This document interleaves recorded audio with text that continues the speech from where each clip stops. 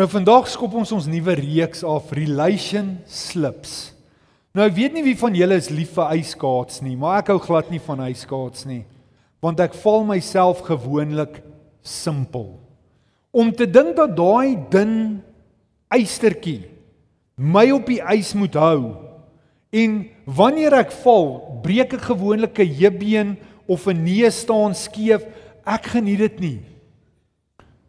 Almal van ons het om een of ander plek of tyd gegly, en ons het dalk 'n spier gerek, of ons het dalk geval, in die nat het jy gedink jy hardloop op die water, en skielik is daar niks onder jou nie, ons gly. En natuurlik as ons dink aan verhoudings, dan weet almal van ons het al oomblikke gehad in verhoudings, waar dit nie so eenvoudig was nie, en waar ons dalk gegly het. Nou dink ons, hoekom is hierdie belangrik? Relation slips of glipse in verhoudings is belangrik, want verhoudings is die onsigbare gom wat alles bymekaar hou. Of dit nou familie, vriende, kollegas by die werk, romantiese verhoudings is, verhoudings het die manier om ons identiteit te bevestig, te versterk of af te breek. Dit beïnvloed die keuses en dit bepaal selfs die gevoel van behoort en hoe ek geliefd is. As daar 'n handleiding was vir verhoudings, dan dink ek het my handleiding verloor. Want ek maak gereeld foute in my verhoudings. As verhoudings 'n toepassing was, soos die toepassings op ons selfone, dan sou ek gereeld opdaterings moet kry, sodat ek nie dieselfde goed wat ek doen herhaal nie, van die foute wat in die sisteem mag opduik. Maar wat ek daardeur probeer sê, is verhoudings en goeie verhoudings kom nie van self nie. Die feit dat ons besluit het om met mekaar te trou, die feit dat ons vriendskappe het of in families is, dit gebeur nie dat dit net outomaties goed is nie. Die intentionaliteit en die tyd wat ons in verhouding sit, bepaal die kwaliteit van daardie verhoudings. Verhoudings is amper en het hierdie spieël-effek in ons. Dit weerkaats dele van onsself wat ons nie dalk raak sien nie. En wanneer iemand anders wat in verhouding met ons is, daaroor praat met ons, help dit ons verstaan wie ons is en wat ons moet doen om te verbeter. Ek onthou in die begin van my huwelik het ek baie keer gedink, is hierdie nou 'n beradingssessie waar my vrou die geleentheid kry om alles wat haar pla vir my te sê. En dan baie keer in daardie oomblikke, dan wil ek nou weer ietsie sê, net om bietjie beter te voel oor myself. Ja, maar jy dink jy's perfek, het jy geweet, dit en dit en dit en dit. In plaas van om te verstaan wat hierdie spieël-effek is, want verhoudings het nodig, dat verhoudings verbeter. Want die feit, wanneer ek in 'n verhouding intree, beteken nie ek is perfek en gepas vir hierdie verhouding nie. Verhoudings, net soos kommunikasie, verbeter, hoe meer ek daaraan werk. Verhoudings help met konflik en met groei. Want wanneer daar spanning in 'n verhouding is daar potensieel om te groei. Wanneer ek jong paartjies beraad voor ek hulle trou, sê ek altyd vir hulle, konflik is 'n baie goeie ding in verhoudings. Maar goeie konflik, nie slegte konflik nie. Want konflik het die manier om my 'n beter maat in hierdie verhouding te maak. Verhoudings, wil ek vanmôre sê, raak elke aspek van ons lewe. En ek wil weer sê, het sy dit 'n romantiese verhouding is, man en vrou, pa, seun, ma, dogter, vriendskappe, dis krities tot ons lewens. En om daai verhoudings te ignoreer, om te dink dis net van self goed, is om 'n reuse deel van die lewe se uitkomste te ignoreer. Maar hoekom dan nou, Jonathan? Hoekom doen ons nou 'n reeks oor verhoudings? Wel, as 'n mens net dink, November, wat besig om tot die aanloop tot Desember, Desember is 'n familietyd. Dis word gesien in die wêreld as die tyd van familie, van feesviering, van blydskap. Maar die ironie is, dat in Desember tyd, statistiek gewys, die meeste mense selfmoord pleeg. Vanweë die spanning van verhouding. Wat gebeur in hierdie tyd? Mense kry tyd om oor hulle verhoudings te besin. Kyk 'n bietjie terug na hulle verhoudings en die uitdagings van die verhoudings. Mense gaan in 'n tyd van refleksie. Veral nou, na mate die jaar tot 'n einde kom, kyk mense terug en dan sê hulle, "Jesus, ons het 'n goeie jaar gehad." Of hierdie was nie 'n eenvoudige jaar nie. Hierdie was 'n moeilike jaar met 'n klomp uitdagings. Hierdie verhoudings het op die grond geval. Ek weet nie wat het gebeur in daai oomblik nie. En party mense sê, "Mag ek nooit weer so 'n jaar hê nie." Die druk van vakansie, oral stap jy nou in die winkels en die ossterte vir Kersfees en vir Nuwejaar is nou al op uitverkoping. Jy beplan nou al jou spyskaart, die uitnodigings vir die familie is al reeds op pad, en dit gaan ook nie sonder uitdagings nie. Want skoonpa staan by die huis en sê vir skoonseun, dis nie noodwendig hoe ek die skaapbout sou gebraai het nie. Is dit die blomme op jou tafel? Is dit hoe dinge lyk? En dan staan jy stil daar en verwens die kole in die pad, want jy dink by jouself, as daai kole nou net op die stoel was waar skoonpa sit, dan sou alles beter gewees het. Spanning en hoe ek hierdie verhoudings moet bestuur. Party mense dink net, as hierdie jaar net kan verbygaan en ek net die herstel knoppie kan druk en alles is verby, 'n skoon blaadjie en ons begin oor. En saam met dit, daai emosionele intensiteit wat ons beleef in hierdie tyd, dit versterk emosies, die vreugde van 'n Kerstyd, die nostalgie van Kerstye wat verby is, maar ook eensaamheid. Is dit nog 'n feestyd waarin ek alleen is en daar niemand saam met my is nie. En daardie intensiteit word partykeer moeiliker om onopgeloste kwessies te ignoreer. Ons word partykeer gekonfronteer met daardie situasies. So ek wil vanmôre sê, dis nie dat misstappe skielik meer saak maak nie, maar die seisoen, hierdie seisoen, vergroot hulle net. En daarom het ons dit goed gedink om oor die volgende 4 weke te gesels oor verhoudings. En jy sal sien in die skyfie, die temas waaroor ons gaan praat, selfsug, stilstype, herken julle dit in verhoudings, aanstoot, vergelyking, en dan natuurlik om afgeskeep te voel in die verhouding.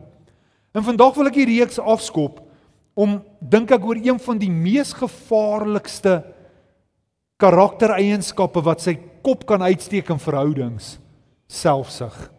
En ek wil lees in 3 Johannes 1 vers 1 tot 2, en julle is baie welkom om saam met my te lees. Hy sê die volgende, van die oudste, aan Gaius my vriend, wie ek waarlik lief het. Liewe Gaius, ek hoop dat jy gesond is en in alle opsigte so goed gaan met jou, as wat dit geestelik met jou gaan. Nou ek wil vanmôre begin deur te sê, selfsug is baie subtiel. Dit gly nie altyd die deur binne met 'n groot hoera of groot gebare nie. Dit sluip stil weg, stil jou hart binne. En daardie gly van selfsug gebeur wanneer die lewe eintlik net om my begin draai. Dis waar ek my begeertes, my gemak, my sukses, my selferkenning bo enigiets anders soek. Dis waar ek God se hart 'n bietjie eenkant toe sit en my die koning van my troon maak.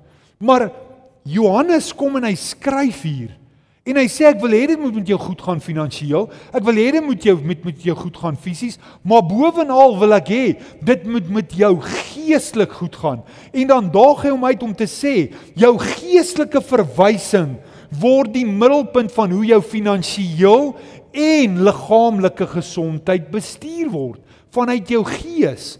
Maar wat selfsug reg kry, is ons bestuur alles vanuit daardie selfsugtige manier van dink.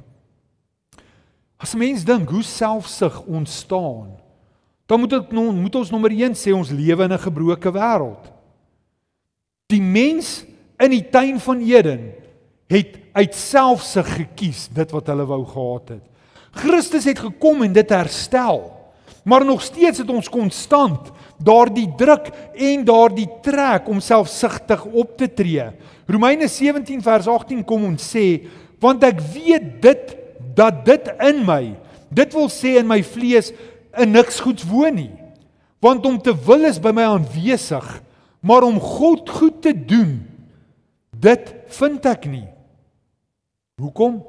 Want baie keer voor ons iets doen, wanneer ons gekonfronteer word met 'n situasie, vra ons onsself die vraag, wat is in dit vir my? Wat is tot my voordeel? En as 'n mens net dink aan 'n verhouding, as ons dink aan 'n man en 'n vrou, en ons dink aan familieverhoudings en vriendskappe, as ons vra, wat's in dit vir my? Dan waarborg ek vanmôre, daai verhouding is onder druk. Want Christus kom en verduidelik aan jou en my die definisie van wat liefde is.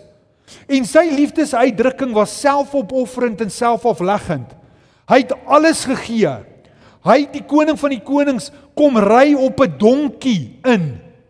Kom kies om sy lewe neer te lê. Kom kies om sy disippels se voete te was, sonder dat hy iets vir dit terugkry. Wanneer ek my man of my vrou dien, gaan dit nie oor die belegging wat ek maak vir die opbrengste wat ek kry nie. Dit gaan oor die liefde wat ek in dien. En om bereid te wees om vir 50 jaar hierdie huwelik te dien, sonder dat ek die opbrengste beleef wat ek dink ek moet kry. Om my vriend te dien, en my ma en my pa te dien, en my broers en my susters te dien, sonder om die vraag te vra, wat gaan ek kry deur tyd met hulle te spandeer?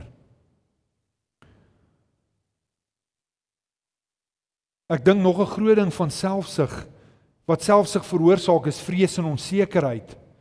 Jy sien, mense raak selfsugtig wanneer hulle bang is. Wanneer hulle voel, daar's nie genoeg vir hulle nie. Is amper soos wanneer jy jou hondjies vryf. Daai twee van my, dis belaglik, is asof hulle jou nog nooit gesien het nie. En dan wanneer ek besig is om Paddington te vryf, dan kom die ander enetjie, Oreo, en druk haar kop tussen sy kop en my hand, want sy's nog nooit gevryf vir die laaste jaar nie. Want hulle funksioneer van 'n plek. Hy kan nie vir hom liefde gee nie, want net nou is daar nie vir my genoeg liefde nie. En dit maak dat ons selfsugtig is, want dis 'n manier wat ons om ons bou, dat ek veilig kan voel. Ek is geliefd, hy vryf my, ten minste, en hy druk daai enetjie 'n bietjie weg. Ek dink, selfsug lei, en is ook 'n simptoom van 'n gebrek aan geestelike volwassenheid. Want onvolwasse mense sukkel om ander mense se behoeftes bo hulle eie te plaas. Want selfsugtige mense sien net hulle eie prentjie. Dit gaan oor my, myself en wat ek soek. 1 Korintiërs 3 vers 1-3 sê, ek broeders kon met julle nie spreek soos met geestelike mense nie, maar soos met vleeslike, soos met klein kinders in Christus. Wat begin hy deur daar te sê? Julle is veronderstel om volwasse in die gees te wees, maar eintlik reageer julle geestelik nog soos kinders. Ek het julle met melk gevoed, nie met vaste spys nie, want julle was nog nie daartoe in staat nie. Almal van ons weet, 'n babietjie moet melk drink. Tot hy op 'n sekere ouderdom kom, dan begin jy vir hom sagte kos gee, sodat sy maagie en sy spysverteringsstelsel alles in plek kan kom, sodat hy kos kan eet. So hy skryf hier en hy sê, julle is nog soos babas wat baba melk moet drink. Ek kan nie vir julle die vaste spys gee nie, want julle is nie gereed vir dit nie, omdat julle nog vleeslik is. Met ander woorde, ons bedink nie die gees nie, ons dink die vlees. Wat kan ek uit alles wat ek doen kry? Want aangesien daar onder julle jaloersheid en twis en tweedrag is, dan vra hy die vraag, is julle nie vleeslik nie? En wandel julle nie na die mens nie? En ek dink meeste van ons wat ouers is, wat kinders het, sal presies weet, as ek hierdie voorbeeld nou van selfsug illustreer. Jy het die fout gemaak om Vrydag winkels toe te gaan. En jy wou vinnig ingaan en net vinnig iets kry. En jy moet dit kry want die huis is leeg. En hier staan jy in 'n ry. En daar so 480,000 mense voor jou en dit voel vir jou of daar net 2 tellers is wat help. En daai 2 staan nou in gesprek en jy voel hoe daar ietsie in jou begin bou. Die supermarkte en kettingreuse het ook nou intussen 'n baie goeie bemarkingsskema gemaak, dat daar waar jy in die ry staan en wag om te betaal, daar sit hulle al die sjokolades en al die lekker goed. Jy het 2 klein kinders saam met jou in die trolley, en hier staan jy in die ry. Boetie het al die liquifruit klaar gedrink en hy's besig met sissie sinne, en hier sien hulle die 7 wonders van suiker. En wat gebeur? Ek soek. Ek wil hê. En hulle vra nie, hulle begin in die trolley pak, en so vinnig soos wat hulle pak, probeer jy uitpak. En wat gebeur? Nou begin jy uitpak, en hulle sien jy gaan nie vir hulle gee nie, en in die natuur van 'n kind, verloor daai kind dit in die trolley, en begin op die toppunt van hulle stem skree, hulle soek dit, en hulle soek dit nou. En hulle gooi so klein vloerkoer daar in die trolley. Nou staan Tannie Sunny wat jou ken so 4 tree agter jou, en jy's nou bewus van hierdie chaos, en jy kyk terug en jy vang Tannie Sunny se oë, en sy kyk jou so met, gaan jy dit nou toelaat? Is dit hoe jy jou kinders grootmaak? En wat staan in jou op? Nou gaan ek hierdie kinders in hierdie plek uitsorteer. Maar jy kan hulle nie uitsorteer nie, want dis wat hy kom en hy sê in 1 Korintiërs, hulle is nog kinders wat geleer word om selfstandig te wees, hulle tree nog op uit selfsug. Maar die hartseer ding is, baie keer ons as volwasse Christene maak soos die kinders in die teenwoordigheid van die Here en in ander mense, want ek soek dit soos ek dit soek nou. En ons doen dit in ons huwelike, en ons doen dit in ons verhoudings met ons vriende, en ons doen dit met mense by die werk, en ons wonder soms, hoekom ons uitdagings beleef in ons verhoudinge. Statistiek, wat nou die dag deur die versekeringsmaatskappye vrygestel is, meeste ongelukskade is nie aan die bestuurskant nie.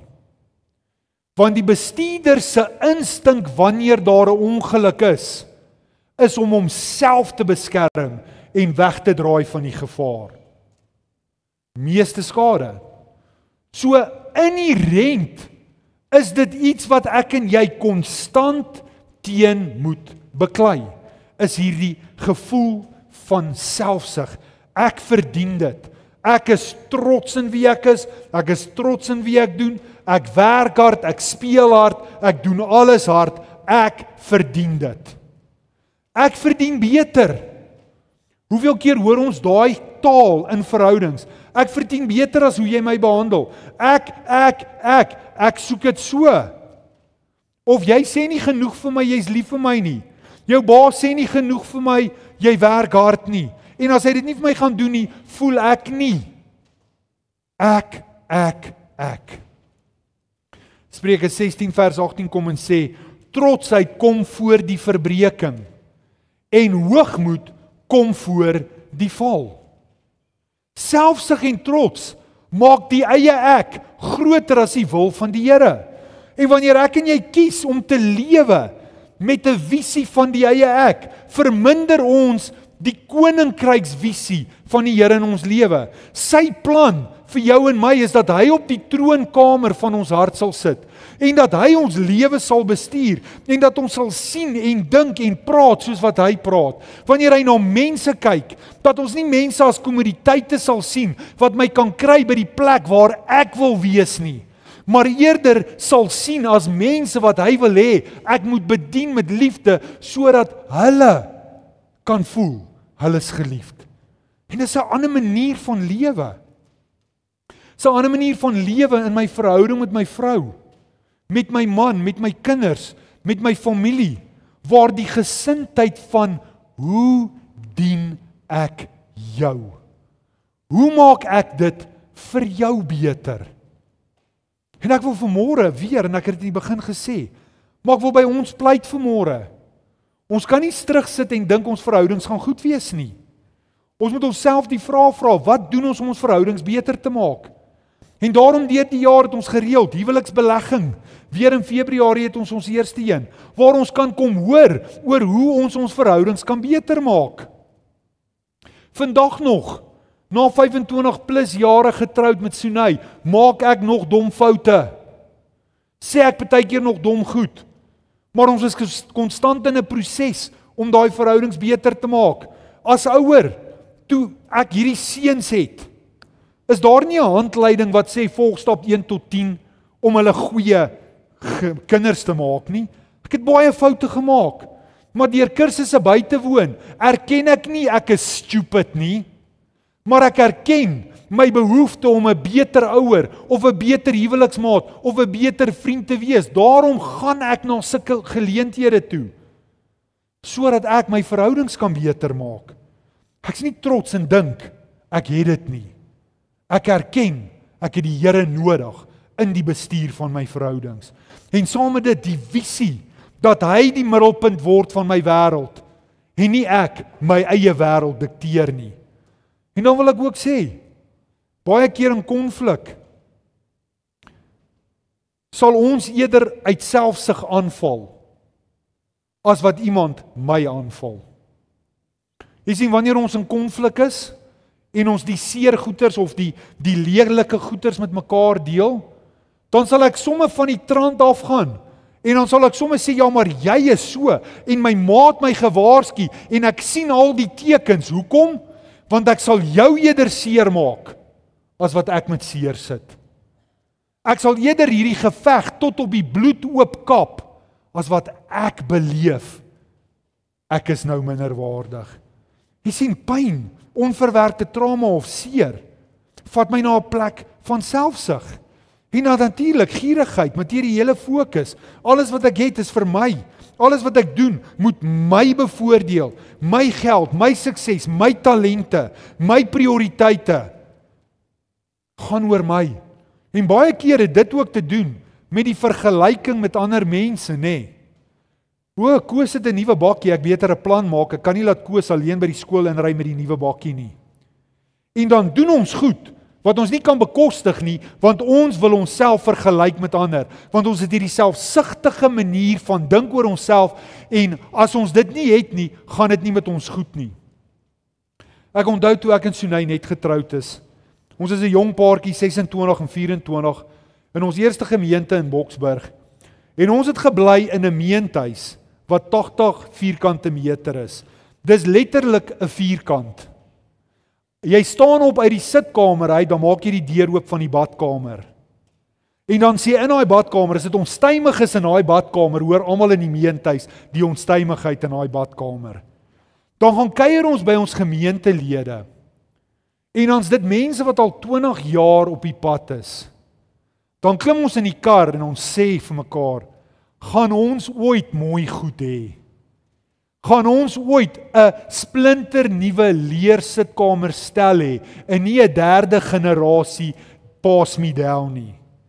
Dan is ons negatief en emosioneel, want ons vergelyk onsself met mense wat al 20 jaar getroud is, wat al 'n paar sakke sout geëet het. Ons het nog nie eers die sak sout oopgemaak nie, maar ons wil al daar wees. En dan kon ons, en ek dank die Here ons het nie, simpel goed doen en gaan skuld maak, sodat ons kan voel uit selfsug ons pas in. Ons wil saam met hulle kan wees. Maar Jakobus 3 vers 14 kom en sê, want waar afguns en selfsug is, daar is wanorde en allerlei gemeene dade, vergelyking, trots, gierigheid, materiële fokus, voed afguns. En afguns se vrug is weer selfsug. En daai hele sirkel herhaal hom. So wat gebeur dan as ons selfsugtig leef? Nommer 1, my geestelike gesondheid kwyn. Want Jesus is skielik nie meer die prioriteit of sit in die troon van my lewe nie. Ek sit daar, ek dikteer hoe dinge moet wees. En natuurlik, as ek nie sy hart hoor nie en ek nie volg op dit wat hy doen nie, versleg my verhouding met hom. En soos ons nou gesê het, luister ek na al die stemme in die duisternis, want ek hoor nie meer sy stem nie. Spreuke 4 vers 23 sê tereg, bewaar jou hart, meer as alles wat bewaar moet word. Hy sê nie bewaar jou eiendom, bewaar jou skatte nie. Hy sê bewaar jou hart, want dit is die oorsprong van alles. Want selfsug maak jou en my blind vir ander mense se behoeftes. Want ons sien net ons behoeftes, ons sien net dit waarmee ons sukkel, terwyl die Here sê, as jy van jouself af kan wegkyk en kan toelaat dat ek jou lewe bestuur en jy ander mense om jou kan dien, dan kan ek jou en jou behoeftes aanspreek. Dink gou 'n bietjie aan die storie van Job. Job sit in as. Hy sit in so 'n slegte plek. Hy sit met sweere aan sy liggaam. Hy gebruik die gebreekte potskerwe om die sere oop te sny, as in te druk. En hy kla hy in die teenwoordigheid van die Here. En hy's geregverdig om te kla want hy het goedheid beleef en alles is van hom al weggeneem.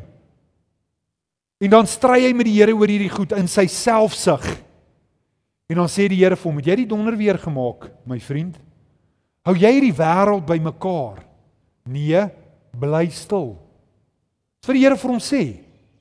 En toe sê die Here vir hom, in sy selfsug, staan op, kyk weg van jou eie omstandighede, en gaan bid vir jou vriende. Nou sal ek en jy vir mekaar sê, Jonathan, ek het vir 4 weke laas geëet, verwag jy nou van my, om vir die ou wat nie kos het nie, te bid? Dis presies wat die Here van Job verwag het. Want die les wat Job moes leer, was om weg te kyk van jou omstandighede en die Here in alles raak te sien en vanuit jou omstandighede die seer van ander mense raak te sien en hulle te dien en te vra van 'n verwysing, hoe maak ek dit vir jou beter? Filippense 2 vers 3 en 4, moenie uit selfsug of uit edele eer dien nie, maar elkeen moet ook let op die belang van ander. Die eie ek, wanneer dit oor my gaan, verloor ek die vermoë om ander om my te sien. Jy sien, selfsug steel die Here se plek in jou en my lewe. En daarom sê Matteus 6:24 tereg, niemand kan 2 Here dien nie. Ons kan nie ons eie belang en sy belang dien nie. Ons dien sy belang. Ons sien hom en deur dit help hy ons om ons lewens te bestuur. Ons moet vir mekaar eerlik kan sê, my tyd is nie myne nie. My tyd is aan my gegee om 'n goeie rentmeester te wees vir hom. My planne is nie myne nie. Dis sy planne vir my om die koninkryk deur dit wat hy aan my wys te bestuur. My vermoëns, my finansies, vertrou hy toe aan my, sodat ek sy koninkryk kan bewerkstellig en sy koninkryk kan vestig. Dit behoort nie aan my nie. Maar baie mense lewe vandag en sê, my tyd is myne. Dis my plan. Ek het hierdie besigheid uitgedroom. My vermoëns is vir my, terwyl die Here sê, ek is die Here jou God. En alles behoort aan my. Wat ek aan jou geleen het. Wat ek rentmeesterskap af van vra. Maar selfsug fluister en sê, dit behoort aan jou, want jy verdien dit. Jy werk hard. Ek onthou in ons jong getroude lewe het ek, voor ek nuwe bande op 'n kar moet sit, koop ek 'n nuwe kar. En dan sal my vrou vir my sê, maar kom ons betaal die karre net klaar, dan sit ons in. Dan sal ek heeltyd vir haar sê, my liefie, ek werk in my kar. Ek ry baie in my kar. Ek wil in 'n lekker kar ry. Hoekom? Want ek is selfsugtig. Ek soek al die bells en whistles. En na 6 maande weet ek nie eers meer van die bells en whistles nie. Maar ek wil my behoefte voer.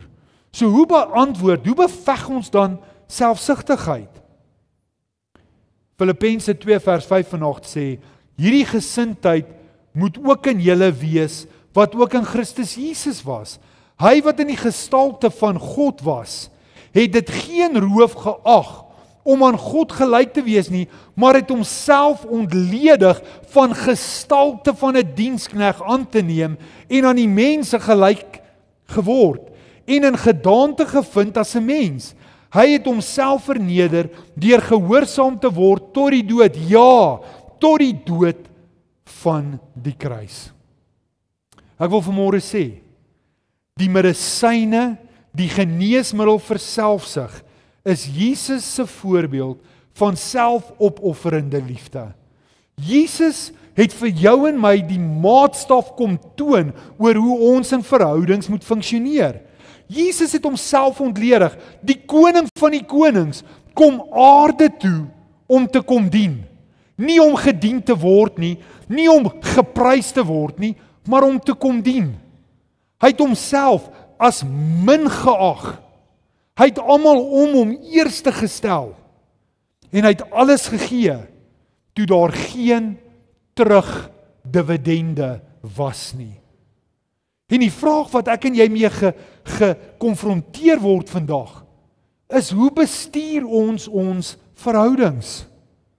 Johannes se gebed was eenvoudig, dat ons uiterlike voorspoed sal ooreenstem met ons geestelike gesondheid, met ons innerlike gesondheid, dat ons vanuit daardie waarheid sal leef, maar selfsug laat hierdie skaal, hierdie balans skeef trek. Wat het Christus vir jou en my kom doen? Hy het ons die kapasiteit gegee om hom op die troon van ons lewe te plaas. Deurdat ons hom toelaat om op die troon van ons lewe te sit, help hy ons sien soos hy sien. En dan begin ek en jy kies om ander bo ons gemak te dien. Want ek wil dit vanmôre sê, dis 'n keuse. Daar is nie 'n hemel wat oopgaan en 'n spesiale aanraking van die Here wat oor ons kom, wat ons skielik herprogrammeer om goed te wees aan mense nie. Nee. Ons maak elke dag daai keuse.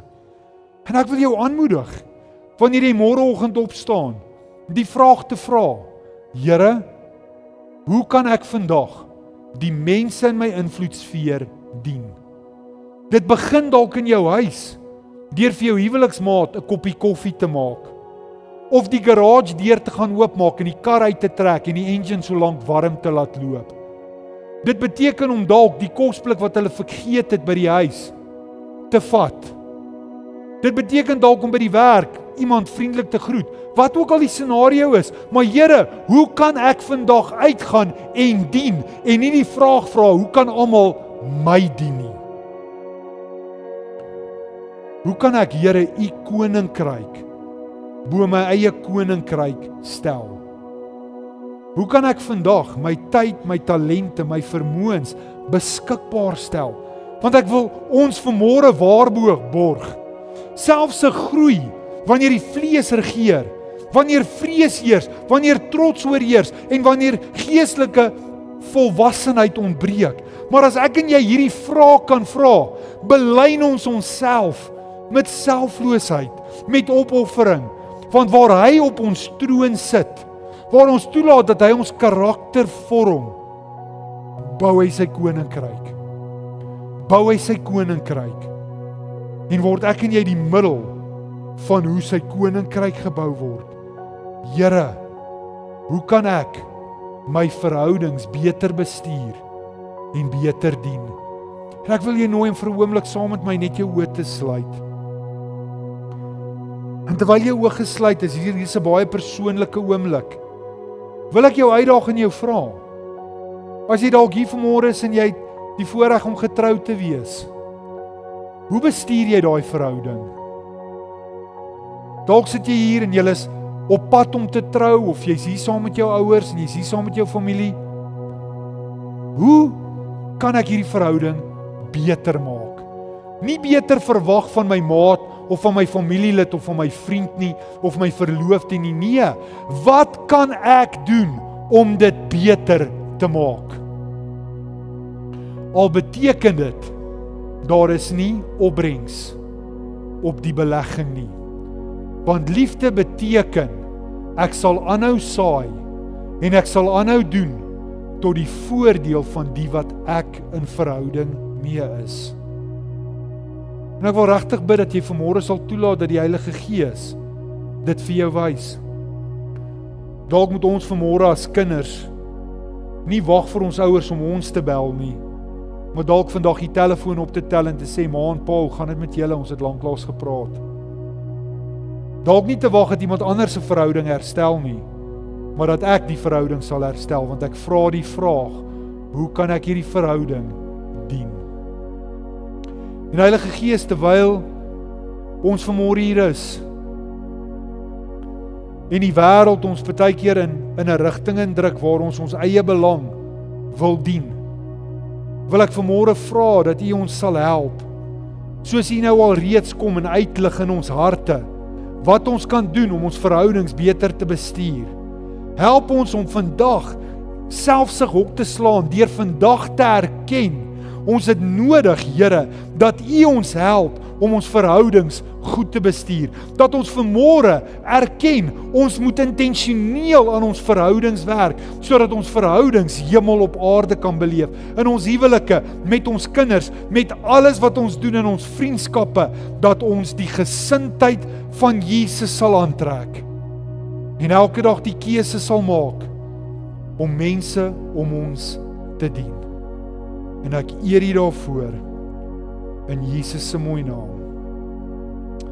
Amen en amen.